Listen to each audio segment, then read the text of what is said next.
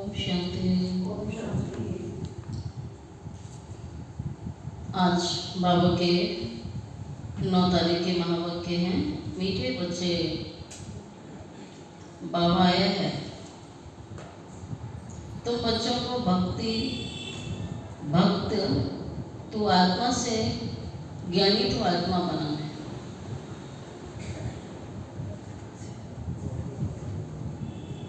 बाबा आया है तुम बच्चों को भक्त तू आत्मा से, ज्ञानी तू आत्मा बनाने, पतित से पावन बनाने।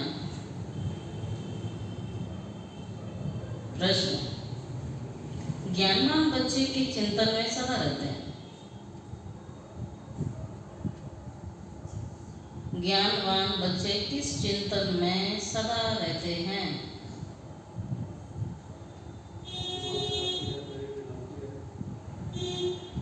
मैं अविनाशी आत्मा हूँ। मैं अविनाशी आत्मा हूँ और ये शरीर विनाशी है। मैंने 84 शरीर धारण किए हैं।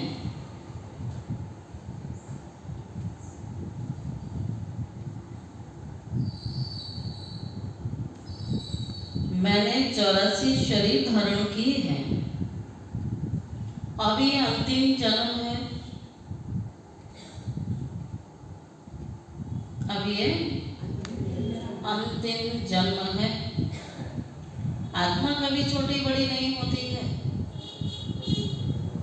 आत्मा कभी छोटी बड़ी नहीं होती है। शरीर ही छोटा बड़ा होता है। ये आंखें शरीर में हैं, लेकिन इनसे देखने वाली मैं आत्मा हूँ। बाबा आत्माओं को ही ज्ञान का तीसरा नेत्र देते हैं। बाबा आत्माओं को ही ज्ञान का तीसरा नेत्र देते हैं। वह भी जब तक शरीर का आधार ना लें तब तक पढ़ा नहीं सकते। ऐसा चिंतन ज्ञानवान बच्चे सदा करते हैं। ऐसा चिंतन ज्ञानवान बच्चे सदा करते हैं। ओम शांति। किसने कहा? ओम शांति किसने कहा? अच्छा, बाबा ने कहा, आत्मा ने कहा, अविनाशी आत्मा ने कहा। शरीर के द्वारा शरीर और आत्मा में कितना फर्क हो जाता है। शरीर 5 तत्वों का इतना बड़ा पुतला बन जाता है, पर छोटा भी है तो भी आत्मा से तो जरूर बड़ा ही हुआ ना। पहले तो एकदम छोटा पिंड होता है, तब थोड़ा बड़ा होता है और बड़ा होते होते कितना बड़ा हो जाता है। लेकिन बाबा ने कहा आत्मा तो कितनी सूक्ष्म, उसका आकार कोई बड़ा छोटा नहीं होता है।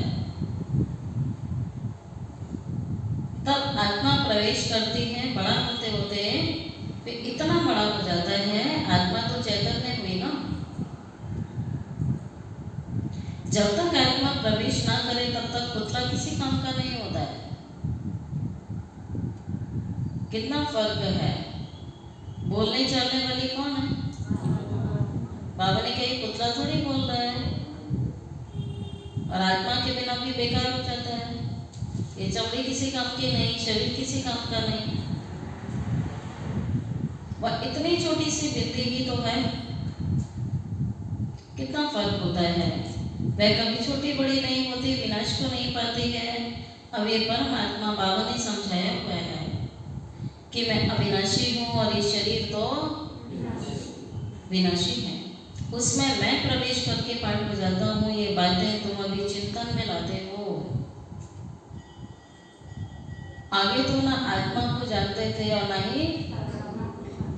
ना परमात्मा को जानते थे, ना खुद को जानते थे, ना खुदा को जानते थे।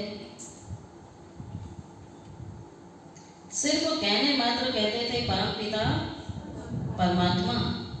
आत्मा भी समझते थे, परंतु फिर कोई ने कहा तुम परमात्मा हो। यह किसने बतलाया? इन भक्ति मार्ग के गुरुओं ने बतलाया और शास्त्रों ने बतलाया कि आत्मा ही परमात्मा होती है। कितना बड़ा भ्रम, कितनी बड़ी भ्रांति। तो शास्त्रों से और भक्ति मार्ग के गुरुओं से ये ज्ञान मिला था। अब सत्य ज्ञान मिला तो उसको झूठा ही कहेंगे ना, आत्मा परमात्मा है ही नहीं। आत्मा आत्मा है, परमात्मा परमात्मा है। सतयुग में तो कोई बदलाएंगे नहीं। बाबा ने समझाया तुम किसके बच्चे हो? किसके बच्चे हो? बाबा कहता मेरे ही, और मुझे बताना पड़ता है तुम्हें कि तुम मेरे बच्चे हो। तुम तो मेरे बच्चे हो। आत्मा नेचुरल है और शरीर तो अननेचुरल मिट्टी का बना हुआ है।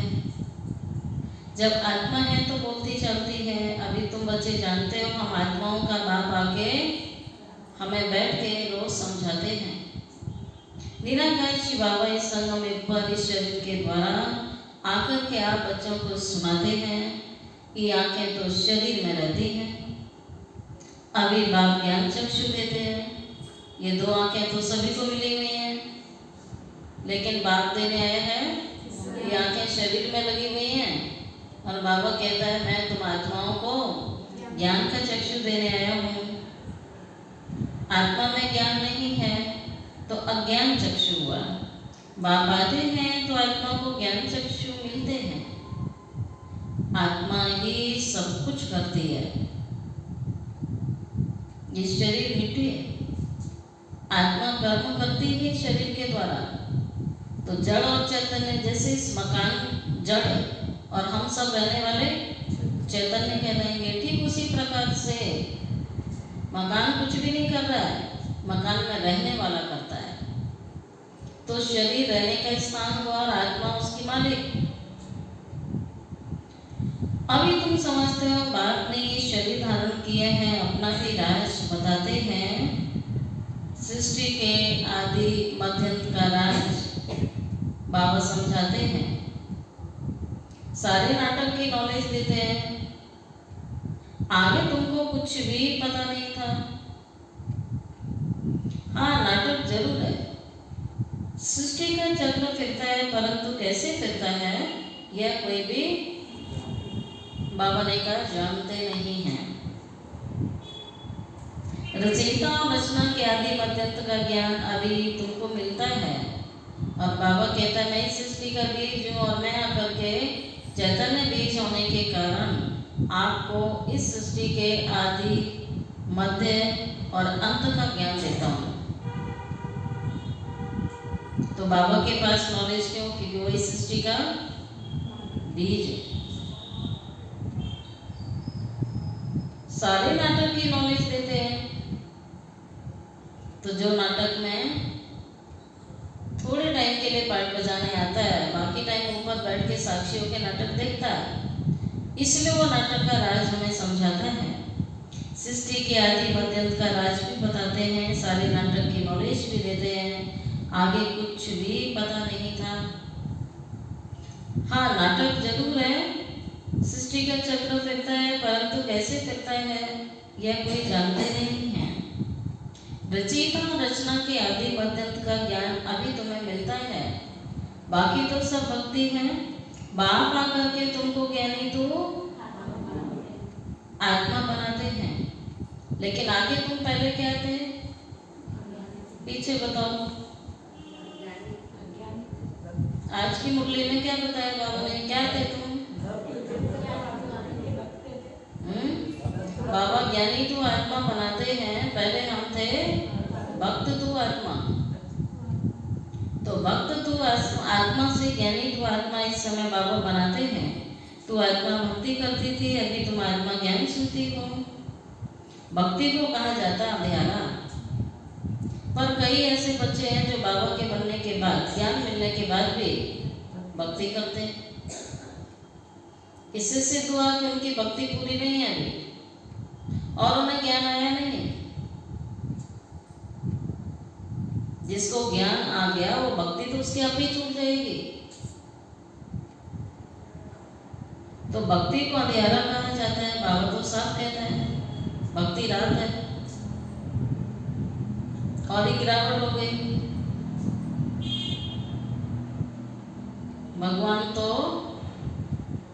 क्या कह रहा है, भक्ति की धारणा तब भी नहीं की थी, ज्ञान मिला धारणा कुछ भी नहीं की, तो फिर वो भक्ति में लग जाते हैं। समझ गए? कौन सी आत्माएं भक्ति में दोबारा दोबारा जाती हैं? भक्ति में तो धारणा थी नहीं, ज्ञान मिला लेकिन धारणा नहीं की तो प्राप्ति नहीं हुई, तो फिर भक्ति में लग जाते हैं। लेकिन जो भक्ति करते थे फिर ज्ञानी बने और धारणा की, वो दोबारा लौट नहीं सकता कि उसको प्राप्ति शुरू हो जाएगी। फिर तो परिवर्तन तो स्वयं का करना था ना। तो भक्ति तो अंधेरा नाम में है। बाबा तो यहाँ रोज समझा रहा है, वहाँ भी समझा रहा है ऐसे रोज बैठ के। जाएंगे महीने 2 महीने में, सप्ते में चले जाएंगे। सवेरे सवेरे उठ के सत्संग में जाते हैं क्या? कौन सा सत्संग सवेरे सवेरे होता है? रोज सवेरे सवेरे जाते हैं, सब किसका है? डेली सवेरे सवेरे 7 से 8, 6 से 7 इस टाइप का कोई टाइमिंग हो, 5 से कोई जाते हो रोज रोज करने, ऐसा है कोई सत्संग? कोई छुट्टी ना होती हो? भक्ति को अंधेरा ऐसे नहीं कहेंगे भक्ति से भगवान मिलता है। बाबा ने समझाया भक्ति का भी पार्ट है और ज्ञान का भी पार्ट है। तुम जानते हो भक्ति करते थे कोई सुख नहीं था, भक्ति करते धक्का खाते रहते थे, बाप को ढूंढते थे। अभी समझते हो यज्ञ, तप, दान, पुण्य आदि जो भी किया बाबा ने कहा सब कुछ करते थे। ये सब कहाँ करते थे? भक्ति मार्ग के अंदर। तो भक्त तो आत्मा थे।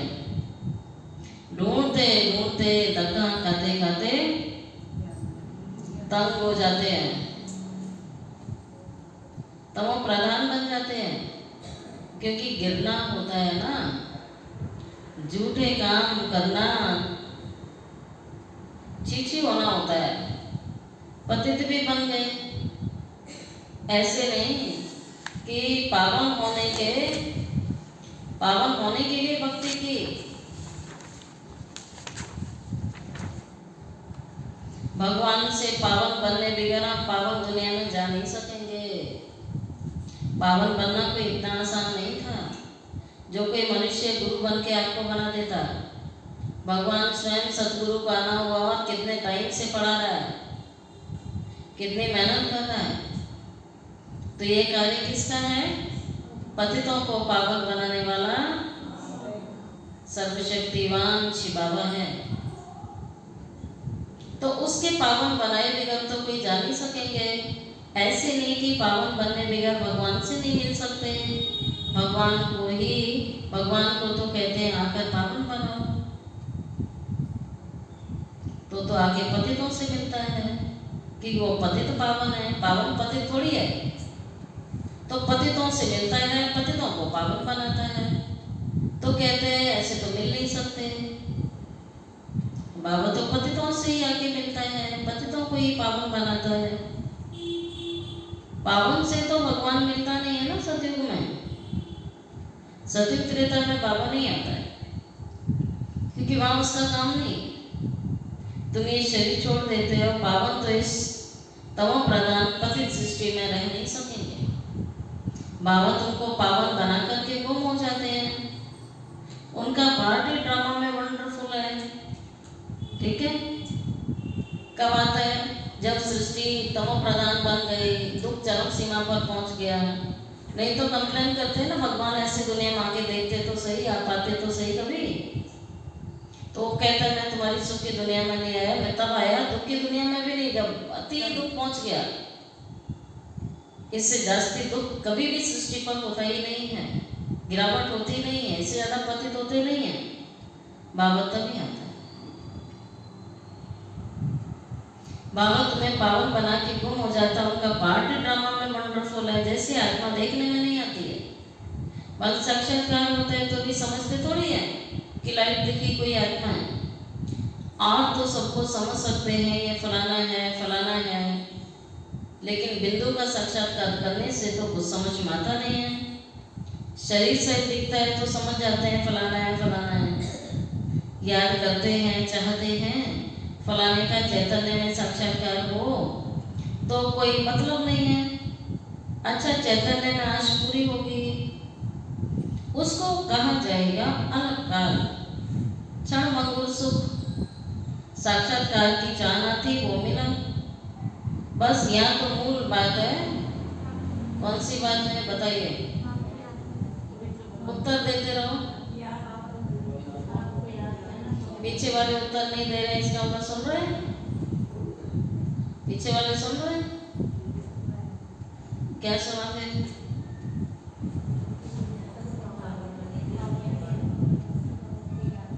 यहाँ तो मूल बात है पतित से पावन बनने की, समझा? जो ये काम नहीं करेंगे तो उन्हें ज्ञान मार्ग में भी कोई प्राप्ति होने वाली नहीं है। बाबा साहब कहता है। फिर वो भक्ति ठीक है जहाँ कोई धारणा की बात ही नहीं है। या तो भगवान रोज सुधारने के लिए आए हैं। पावन बनोगे तो देवता बन जाओगे, अर्थात तुम स्वर्ग में चले जाओगे।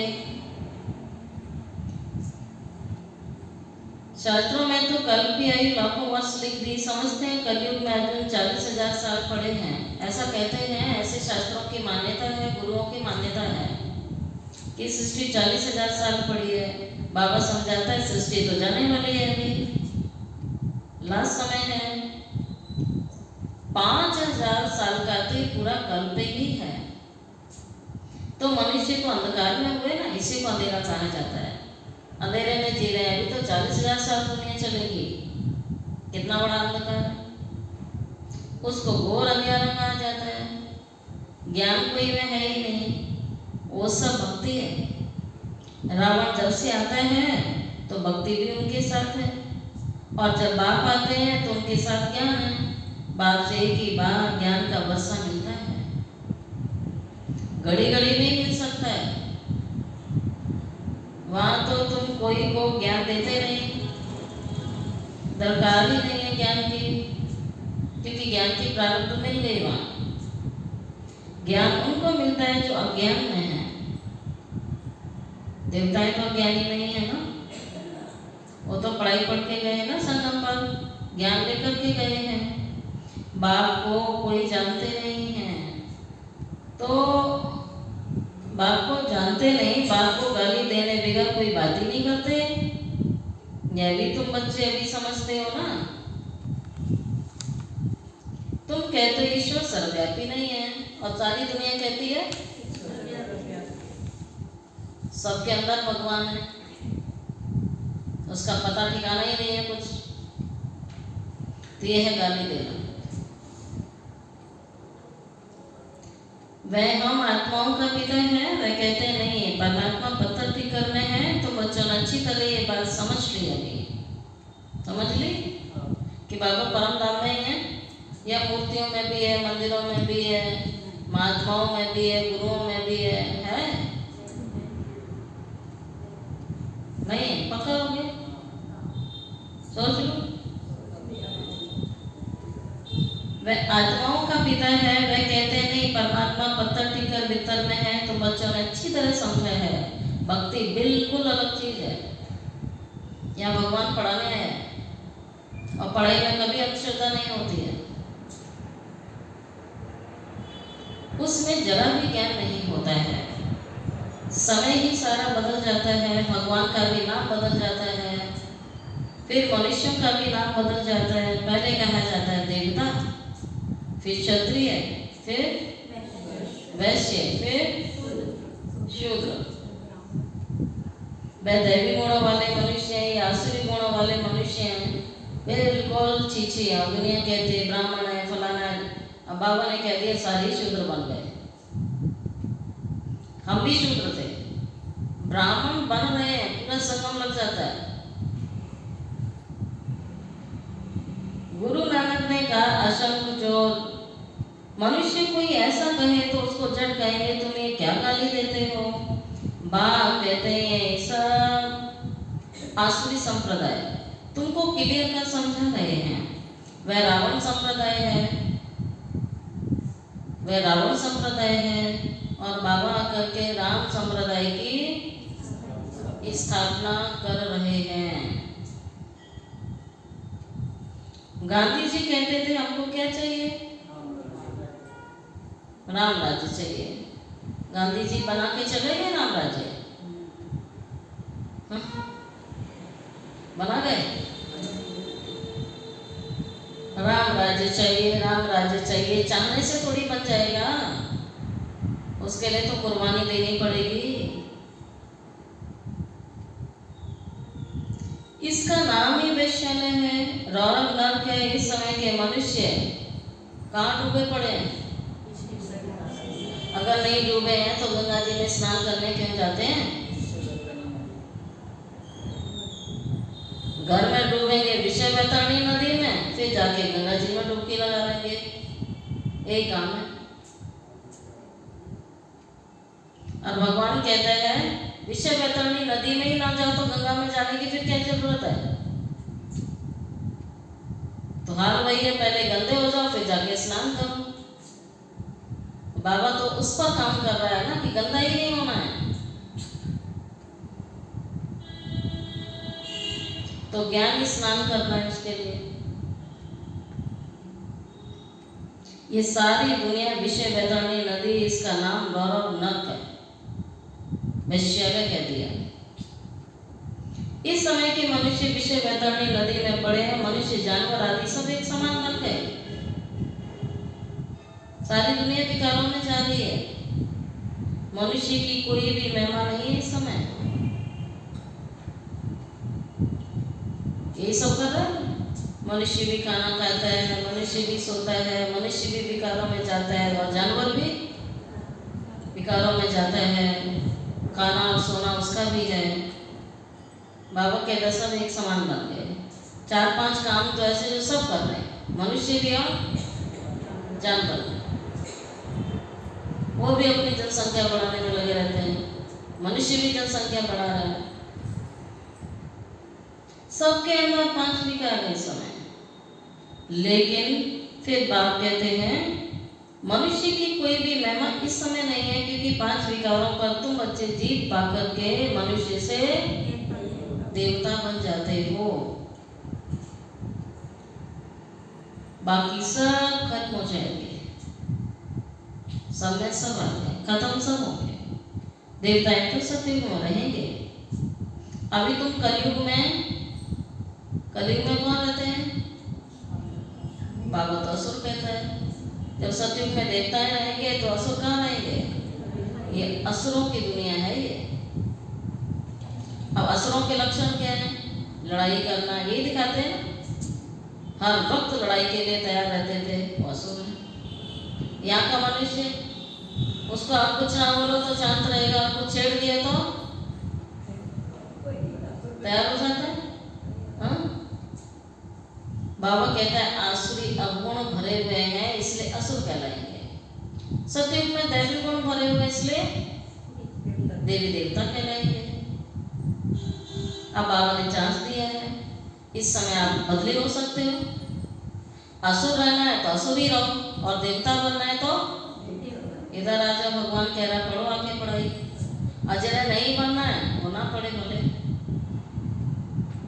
भगवान तो देवता बनाने आया है, तो ये मशीनरी चालू है उसकी कि चाहे तो परिवर्तन हो सकते हैं और नहीं चाहे तो असुर हो, फिर परम धाम में बैठे रहेंगे और फिर जब असुरों की दुनिया आएगी तब फिर आ जाएंगे।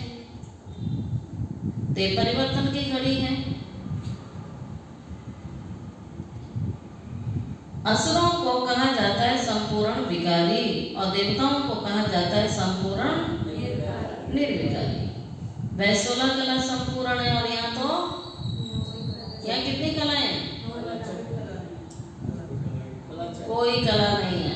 कहते हैं कला काया सब चट, सबकी कला काया चट हो गई है। अब ये बाप बच्चों को समझाते हैं। बाबा आते भी पुरानी दुनिया में, दुनिया को चेंज करने के लिए आते हैं। रावण राज्य वैश्यालय को शिवालय बनाते हैं। भगवान आके क्या बना रहा है? वैश्यालय को शिवालय बनाते हैं। ठीक है, रावण क्या बना देता है? शिवालय को वैश्यालय बना देता है। उन्होंने तो यहाँ की नाम रख दिए त्रिमूर्ति हाउस, त्रिमूर्ति रोड, आगे थोड़ी ऐसे नाम थे। अब होना क्या चाहिए? सारी दुनिया किसकी है? ये सारी दुनिया किसकी है? परमात्मा की है ना। परमात्मा की दुनिया है जो आधा कल्प पवित्र होती है और आधा कल्प अपवित्र हो जाती है। क्रिएटर तो बाप को ही कहा जाता है, रचयिता तो बाप को कहा जाता है ना। तो उनकी ही ये दुनिया हुई ना। बाबा समझाते हैं मैं ही मालिक हूँ। बीज ही मालिक होगा ना। तो बाबा क्या है? बीज है। चैतन्य ज्ञान का सागर है, मेरे में सारा ज्ञान है और कोई मैं भी नहीं है। तुम समझ सकते हो सृष्टि चक्र के आदि मध्य की नॉलेज बाप में है। बाकी सब गपोड़े। मुख्य गपोड़ा बहुत खराब है, उसके लिए बाप बुलाना देते हैं। तो मुख्य गपोड़ा कौन सा हुआ? कौन सा? कौन से गपोड़े का पकौड़ा खिला रहे हैं सबको? सर्वव्यापी, सबसे बड़ा मुख्य गपोड़ा बहुत खराब है। तो मुझे तिक्कर बित्तर कुत्ते बिल्ली में समझ के बैठ गए। अब ये बोल के ही क्या हुआ तुम्हारी? बाबा कह रहे तुम्हारी दुर्दशा हो गई। नई दुनिया के मनुष्य पुरानी दुनिया के मनुष्यों में तो रात दिन का अंतर है ना। कहाँ वो शांति में रहने वाले दैवी गुण धारे देवी देवता हैं और कहाँ आसुरी गुण वाले लड़ाई झगड़ा उल्टा सुल्टा बोलना, ये सब दुनिया में चलता है। सारे उल्टे काम। कितना रात दिन का फर्क है। आधा कल्प से लेकर पवित्र मनुष्य, अपवित्र मनुष्य, पवित्र देवताओं को माथा टेकते हैं। यह भी बच्चों को समझाया है। पहले पहले पूजा किसकी होती है? बाबा की होती है। जो शिव बाबा ही तुमको पुजारी से पूज्य बनाता है। रावण तुमको पूज्य से पुजारी बना देता है। बाप ब्राह्मण प्लान अनुसार तुमको पूज्य बनाने आते हैं। रावण आदि ये सब नाम तो है ना। दशहरा जब मनाते हैं तो कितने मनुष्यों को बाहर से बुलाते हैं, परंतु आप तो कुछ भी समझते नहीं हैं। सभी जाग रहे? जो जाग रहे हैं वो हाथ उठाओ।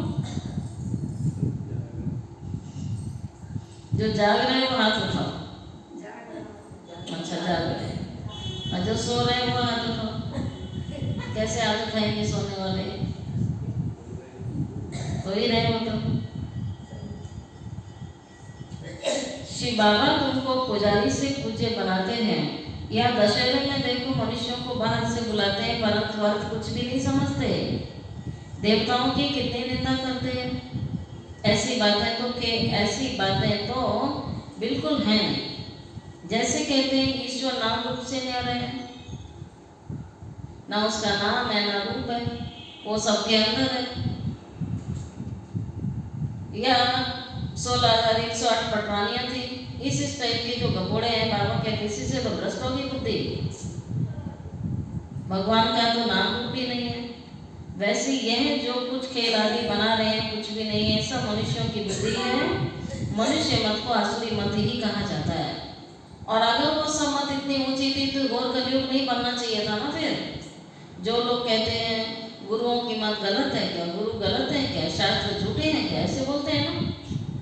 तो उनको बोलो नहीं, गुरु भी सही है शास्त्र भी सही है, तो घोर कलयुग कैसे बना फिर?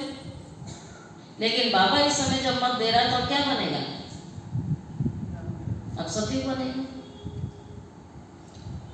बाबा आता है तो सतयुग बनता है भगवान की मत से, लेकिन मनुष्यों की मत से तो घोर कलयुग बन गए।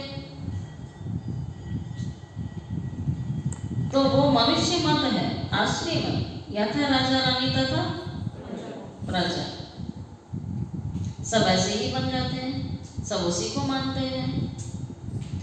इनको कहा जाता है, और क्या नाम है बोलते रहो, इस दुनिया के क्या क्या नाम है?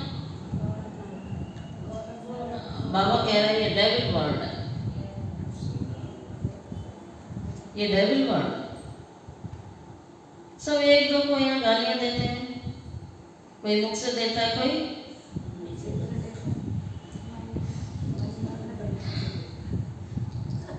छोटे को मुख से दे देंगे, बड़े को मन से दे देते हैं, है ना। यहाँ गालियां देने में लगे रहते हैं।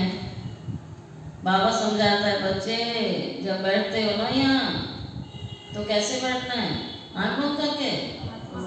ये तो पढ़ाया नहीं है टीचर ने, और जो पढ़ाया नहीं है वो पढ़ लेते हैं। यहाँ कैसे बैठना है, बाला बहन बताएगी।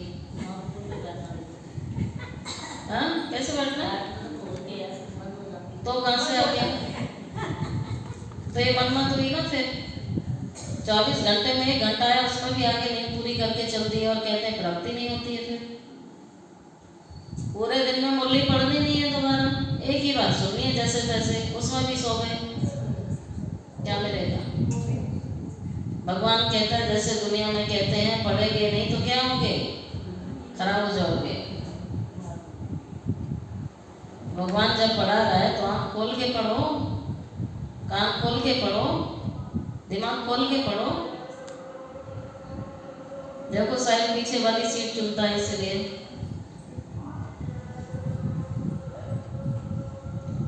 बाबा कहते हैं बच्चे पहले तुम अज्ञानी थे, बाबा ने तुम्हें बुलाया है, तो फिर बाप कहते हैं तुम बाप को याद करो। तो अज्ञान में थे, परमात्मा को ऊपर में समझते थे। अभी जानते बाबा आया हुआ है तो तुम ऊपर में नहीं समझते हो। तुमने बाप को यहाँ बुलाया है, इस तन में बुलाया है। तुम जब अपने अपने सेंटर पर बैठते हो तो समझेंगे ना, बाबा मधुबन में इनके तन में है। भक्ति मार्ग में तो परमात्मा को ऊपर में मानते थे। हे भगवान, अब तुम बाप को कहाँ याद करते हो, क्या बैठकर करते हो? तुम जानते हो ब्रह्मा के तन में है, तो जरूर यहाँ याद करना पड़ेगा। ऊपर में तो है नहीं, यहाँ आया हुआ है, पुरुषोत्तम संगम पर आया हुआ है। बाप कहते हैं तुमको इतना ऊंचा बनाने में आया हूँ, तुम बच्चे यहाँ याद करेंगे, भक्त ऊपर में याद करेंगे। तुम कल विलायत में होंगे तो भी कहेंगे ब्रह्मा के तन में कौन आया है, शिव बाबा। बाबा कहते हैं मेरी कुटिया है।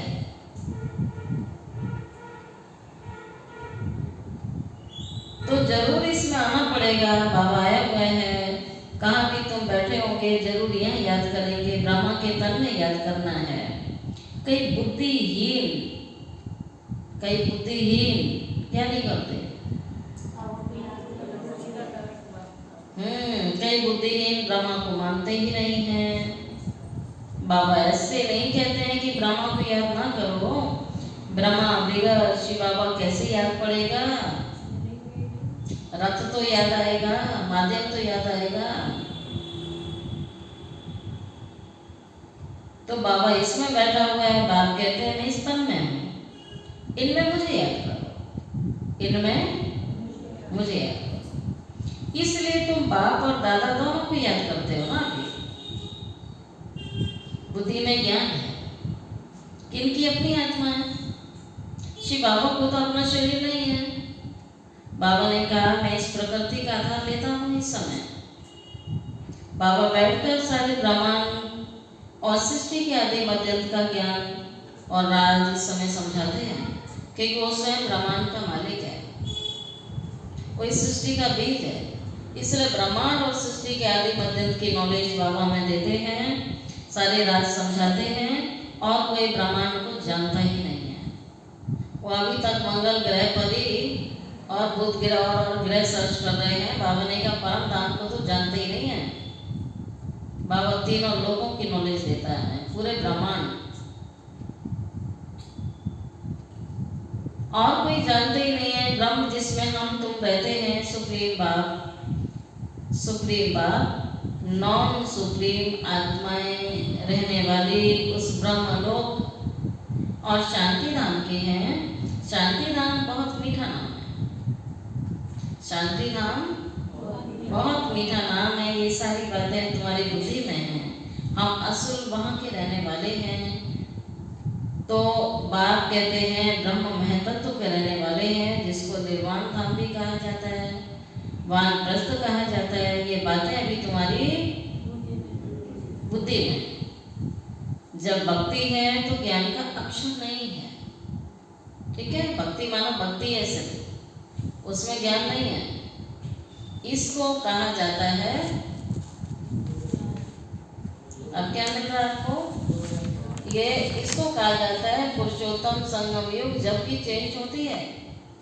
पुरानी दुनिया में असुर रहते हैं, नई दुनिया में देवताएं रहते हैं, और अब हम संगम कर रहे हैं। तो असुर से ट्रांसफर हो रहे हैं, असुर से ट्रांसफर होकर के पुरुषार्थ कर रहे हैं। क्या बनने का?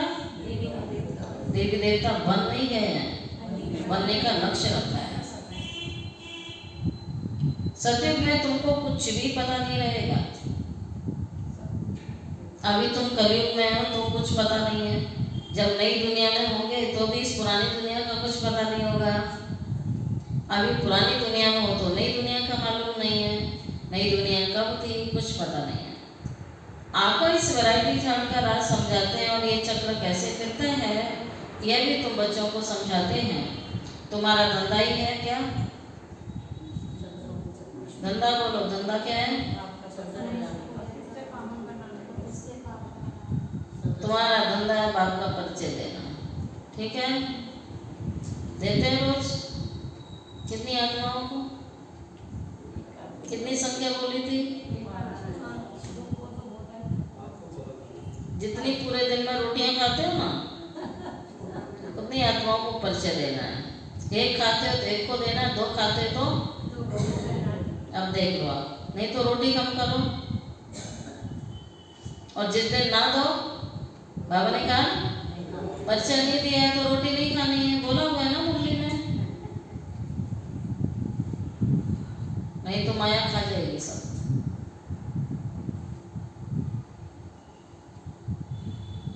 तो बाप कहते हैं तुम्हारा मुख्य धंधा ही है सभी को समझाना, परिचय देना। अब एक एक को समझाने से तो बहुत टाइम लग जाए, इसलिए अभी तुम बच्चे बहुतों को समझाते हो, बहुत समझते हैं। ये मीठी मीठी बातें वे बहुतों को समझानी है।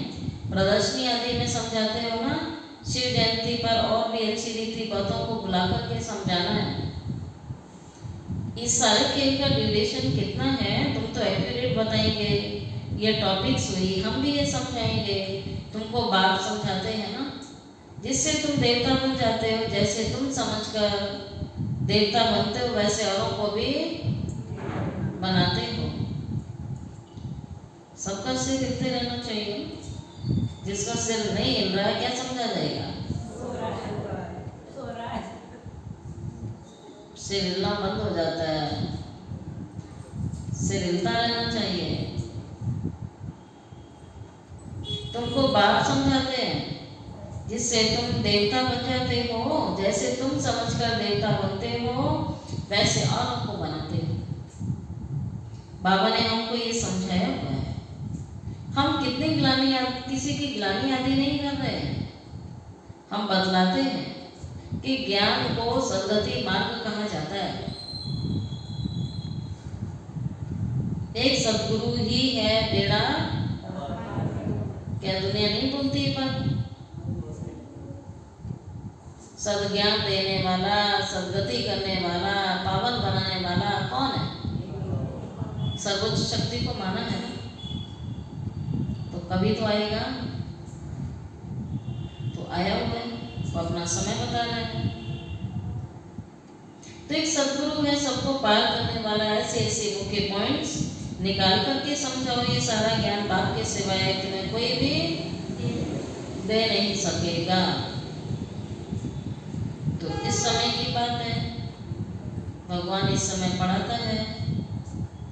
1 घंटा जो आप बैठे, 1 घंटा ये बहुत अनमोल है। पूरी दिनचर्या का ये बहुत विशेष समय होता है, जैसे ब्रह्म मुहूर्त का होता है। ये पढ़ाई का समय होता है, जब भगवान आके हमें क्या बांट रहा है? खजाना बांट रहा है।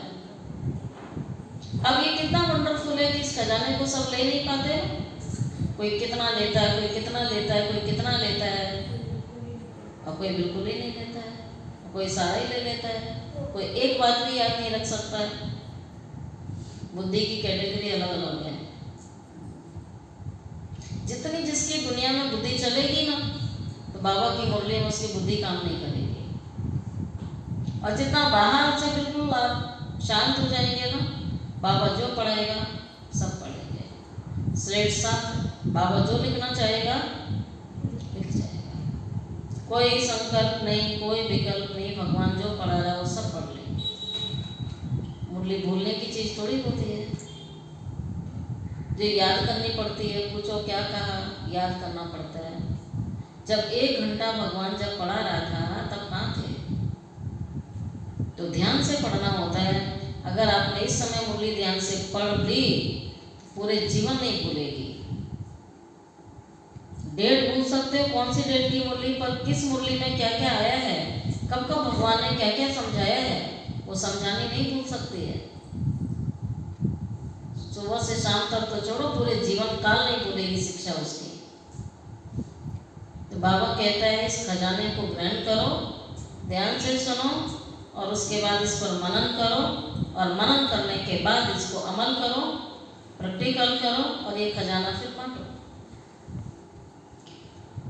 अच्छा, मीठे मीठे सिकिलते बच्चों प्रति माता पिता बाप दादा का याद प्यार, गुड मॉर्निंग। रूहानी बाप की रूहानी बच्चों को नमस्ते। रूहानी बच्चों की रूहानी बाप दादा को याद प्यार, गुड मॉर्निंग और नमस्ते नमस्ते नमस्ते। शुक्रिया बाबा, शुक्रिया बाबा, शुक्रिया बाबा। धारणा के लिए मुख्य सार। फर्स्ट पॉइंट है पुजारी से पूज्य बनने के लिए। पुजारी से पूज्य बनने के लिए संपूर्ण निर्विकारी बनना है। विकार वाला तो पूज्य नहीं बन सकता है ना, तो इसके लिए पुरुषार्थ क्या होगा? जैसे लक्ष्य रखना है ना, पूज्य बनना है, तो पुरुषार्थ क्या होगा? निर्विकारी बनना है। पुजारी से पूज्य बनने के लिए संपूर्ण निर्विकारी बनना है। बाबा कहते हैं संगम युग सफाई का युग है, जो विकार भरे उन्हें निकालो, और नहीं माने अभी, पहले ही इतने भरे हुए हैं। लेकिन कई बच्चे उल्टा करते हैं, और ले आते हैं अंदर नए नए और विकार। भगवान कहता है जो भूत अंदर बैठे हुए हैं, पहले इन्हें बहुत भरे हुए हैं, सब निकालो, तब आप क्या बन जाओगे? पूजन योग्य बन जाओगे, तुम्हारी पूजा हो सकती है। ज्ञानवान बन स्वयं को स्वयं ही चेंज करना है। सुना, ज्ञानवान वही है जो स्वयं को परिवर्तन कर सकता है। ज्ञान फिर हमारे काम आएगा। ज्ञानवान बन स्वयं को स्वयं ही चेंज करना है। अल्पकाल सुख के पीछे नहीं जाना है। अल्पकाल सुख के पीछे नहीं जाना है। सेकंड पॉइंट है बाप और दादा दोनों को ही याद करना है। अब नहीं मना कर रहा है कि ब्रह्मा बाबा को याद मत करो, करो। अब तो बाबा कहते याद करो। जब साकार में था तब बाबा कहता था, अब तो दोनों याद आएंगे। बाप और दादा दोनों को याद करना है। ब्रह्मा बगैर शिव बाबा तो तुम्हें याद आ नहीं सकता।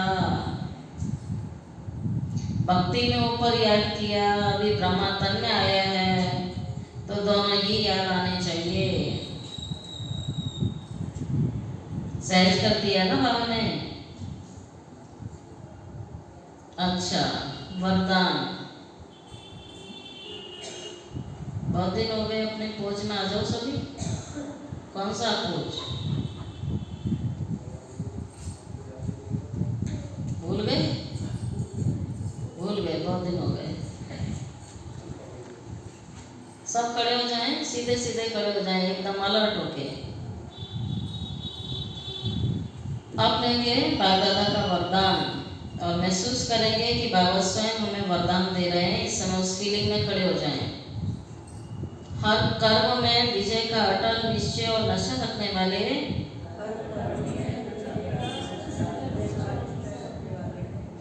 अधिकारी आत्मा भव। हर कर्म में विजय का अटल निश्चय और नशा रखने वाले अधिकारी आत्मा भव। विजय हमारा जन्म सिद्ध अधिकार है। इस स्मृति से सदा उड़ते चलो। ठीक है, मेरी विजय होगी या नहीं होगी ये संशय नहीं लाओ। विजय हमारा जन्म सिद्ध अधिकार है। स्मृति से सदा उड़ते चलो, कुछ भी हो जाए ये स्मृति में ना हो कि मैं सदा विजयी हूँ। बोलिए, सारा दिन ये पक्का करना है आज। क्या भी हो जाए ये निश्चय अटल होना चाहिए। नशे का आधार है ही निश्चय। निश्चय कम तो नशा कम, इसलिए कहते हैं निश्चय बुद्धि विजयी। निश्चय में कभी कभी वाले नहीं बनना है। अविनाशी पाप है तो अविनाशी प्राप्ति के अधिकारी बनो। हर कर्म में विजय का निश्चय और नशा होना चाहिए। स्लोगन, बाप के स्नेह की छत्र छाया के नीचे रहो तो कोई भी विघ्न ठहर नहीं सकता। बाप के स्नेह की छत्र छाया के नीचे रहो तो कोई भी विघ्न ठहर नहीं सकता। अच्छा, ओम शांति।